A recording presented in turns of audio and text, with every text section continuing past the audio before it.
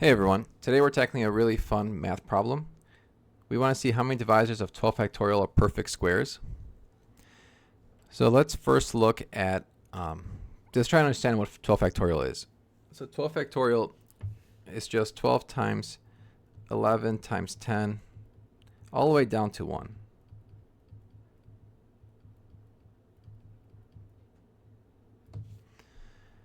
Instead of multiplying everything out, we count how many times each prime appears.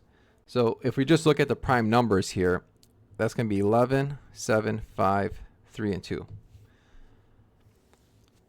And so we want to use prime factorization to factor this out. So let's look at using Legendre's formula, which says that we're going to take the sum of the floor of n divided by the powers of each prime number. So the first prime number is 2, and we're going to look at 12 divided by 2, floor of that, 12 divided by 4, and 12 divided by 8. If we go 12 divided by 16, that's 0. So we should stop before the 12 here.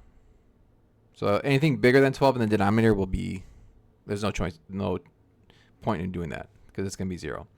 So you have 12 divided by 2 is 6, 12 divided by 4 is 3, and then 12 divided by 8 is going to be 1.5. But when we take the floor of that, that's just going to be 1. So that means that there's 10 factors of 2. Moving on to 3, we're looking at powers of 3 in the denominator. So you have 12 divided by 3, which is 4, and then the floor of 12 divided by 9 is 1. And we can't go further because 3 cubed is 27, which 12 over 27 is going to give us 0. So that gives us 5. So there's 5 powers of 3. Next, we move on to 5. There's only 1 because 5 squared is bigger than 12. So it's 12 over 5, floor of that is 2. Same thing with 7, 12 over 7, floor of that is 1.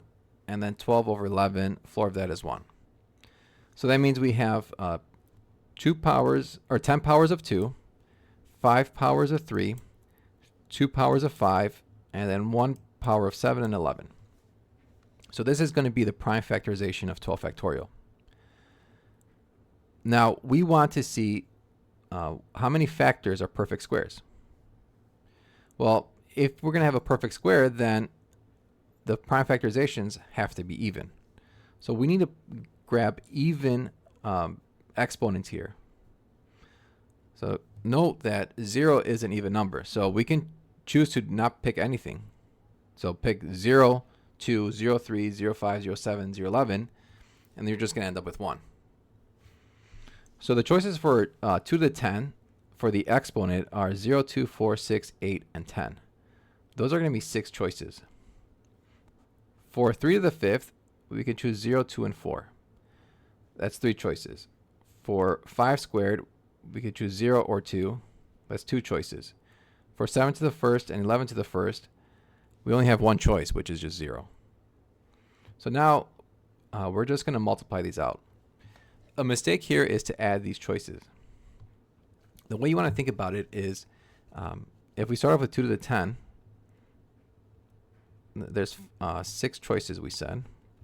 And then from each of these choices, we have 0, 2, 4, and then each one is 0, 2. Then each one is